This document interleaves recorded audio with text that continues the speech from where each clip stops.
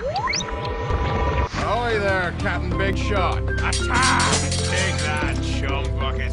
If you can say one thing about Pirates of Black Cove, it's that it's got a certain charm. You'll find it in the hundreds of toe-curling puns littered throughout the game's version of the Caribbean.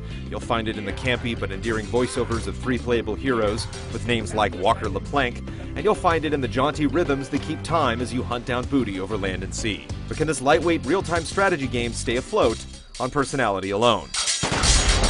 Not quite.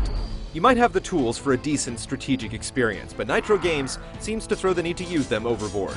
Consider the naval battles. While it's fun to capture rival vessels and fit them with upgrades, the battles themselves require little more than circling your ship around your prey and firing your cannons once you're broadside. It gets worse on land. While you may relish ransacking villages with everything from pistoliers to saber-toting scallywags, you'll turn your back on tactics once you realize you can just select the whole lot at once and swarm each individual enemy. But don't take this to mean that you'll enjoy non-stop action at the expense of challenge. Around an hour of total game time will be spent simply sailing or waiting for your crew to shuffle back to shore from land-based missions.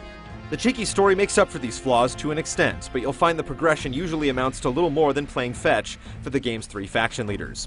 That's not to say that there aren't some high points here, such as battling a kraken or assaulting a siren fortress, but it soon becomes apparent that your exploits at sea significantly eclipse the tedious land-based missions. So, Captain, we meet again. Pirates of Black Cove isn't an awful game at its heart, particularly if you've always held a torch for Captain Hook and his ilk in the immortal Pirates vs. Ninja debate.